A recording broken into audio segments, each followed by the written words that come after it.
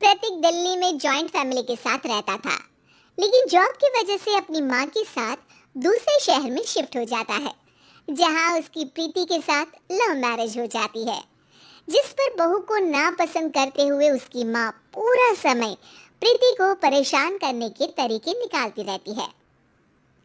प्रीति, कहाँ हो? सुबह का नाश्ता दोपहर में खिलाओगी क्या? इसमें प्रीति और प्रतीक ऑफिस जाने के लिए तैयार हुए कमरे से बाहर आते हैं, जिसे देख सास प्रीति पर भड़कने लगती है। महारानी, तुम सुबह सुबह तैयार होकर घर का सारा काम छोड़कर कहाँ चल दी? जी वो ऑफिस। है? तुम ऑफिस से जाओगी तो घर में जो सफाई, नाश्ता, खाने का काम है वो क्या मैं करूंगी? माँ, मैंने उससे वादा किया था कि वो जॉब कंटिन्यू कर सकती है। अरे वाह जी वाह, दोनों आपस में सलाह कर फैसले ले लिए। मैं क्या यहाँ बेवकूफ बैठी हूँ? मुझसे पूछना किसी ने जरूरी नहीं समझा? मम्मी, आप फिक्र ना करें, मैं आज ही रेजिग्नेशन दे दूंगी। प्रीति ऑफिस के लिए चली जाती है और अगले दिन से जॉब छोड़ घर के कामों में लग जाती है, लेकिन साथ ही उदास भी रहने लगती है, जिसे देख प्रतीक को अच्छा नहीं लगता। मुझे पता है तुम्हें अपनी जॉब कितनी पसंद थी। आई एम सॉरी प्रीति। अरे कुछ नहीं होता, बस मम्मी खुश रहनी चाहिए। अब प्रीति अपनी सास को खुश करने और उनका दिल जीतने की जी तोड़ कोशिश करती रहती है, पर सास कभी उससे सीधे मुंह बात तक नहीं करती। इसी तरह दिन बीतने लगते हैं। एक शाम प्रतीक ऑफिस से परेशान घर वापस आता है। माँ, चाची का फोन आया था, दादी की तबीयत बहुत खराब है, हमें दिल्ली जाना होगा। पति की बात सुन प्रीति तो पैकिंग शुरू भी कर देती है, पर माँ वहीं भूत बनी खड़ी रह जाती है। लगता है मम्मी अपनी सास से बहुत प्यार करती हैं, तभी उनके बीमार होने की खबर सुन शॉक में आ गई। ये प्यार नहीं, परेशानी है। तुम तो ऐसे सोचो कि अब से जब तक दिल्ली में हो तुम्हारे अच्छे दिन शुरू। अच्छा, ऐसा क्या है दिल्ली में? वो तुम्हें कुछ ही घंटों में पता चल जाएगा। सास के रिएक्शन और पति की बात से कंफ्यूज्ड प्रीति दोबारा पैकिंग में लग जाती है, जिसके बाद कुछ घंटों का सफर तय कर तीनों दिल्ली पहुंच जाते हैं, जहां घर के अंदर पहुंचते ही लोगों की भीड़ देख प्रीति परेशान हो जाती है। हे भगवान, इतनी भीड़! प्रतीक, कहीं तुम्हारी दादी को कुछ हो तो नहीं गया ना? पागल, ये भीड़ नहीं, मेरा परिवार है। क्या? इसे तुम परिवार कहते हो? अरे इसे तो जिला घोषित कर देना चाहिए। तुम्हारा परिवार का तो अपना पर्सनल बिग बॉस बन सकता है। हैरान परेशान प्रीति परिवार वाले सदमे से बाहर निकली भी नहीं होती कि सिर पर पल्ला रखे शांत तरीके से सबके साथ बात करते हुए अपनी सास को देख उसे दूसरा सदमा लग जाता है। हाय राम, ये मम्मी का ऐसा भी कोई रूप है? ये तो मुझे पता ही नहीं था। ये तुम्हारी सास का ससुराल है। तभी प्रतीक की बहन बोल पड़ती है, यहाँ आपको ऐसी ऐसी चीजें देखने मिलेंगी जो सपने में भी सोची नहीं होंगी।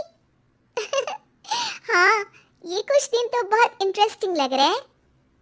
सब एक साथ दादी के कमरे में जाते हैं, जहाँ पहुँचते ही उसे दादी की आवाज सुनाई देती है।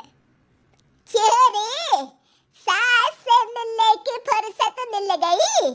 दूसरे शहर जाकर छूट क्या मिली, तुम तो भटकता पंछी बन गई।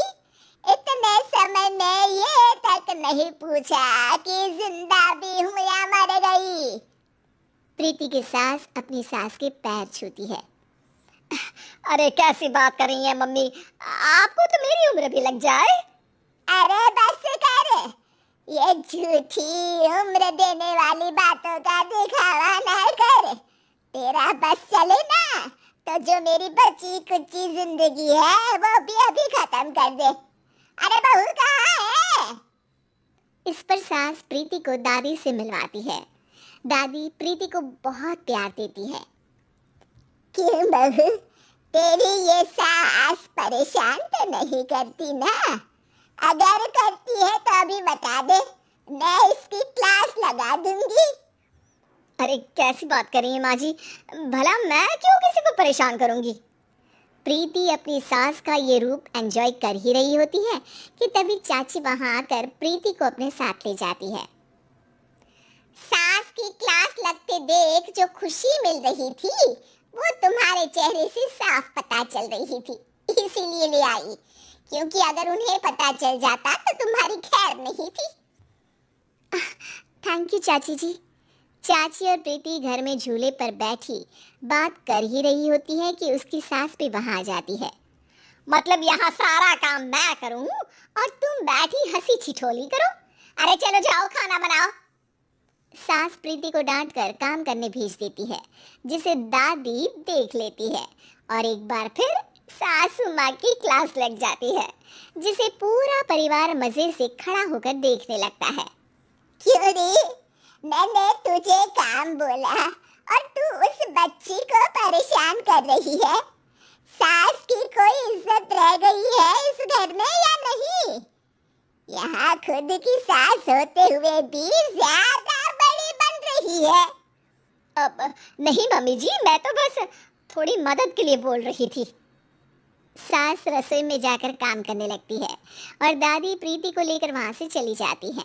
इसी तरह एक हफ्ता बीत जाता है, जिसमें दादी अपनी बहू को डर, इज्जत और प्यार का फर्क समझाती रहती है और प्रीति उसका मजा लेती है।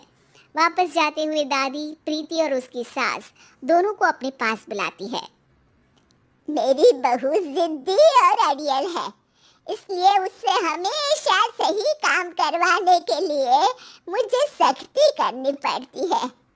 लेकिन तुम्हारी बहू अच्छी है, तेरी खुशी के लिए वो अपनी जॉब और सपने भी छोड़कर घर में बैठी है।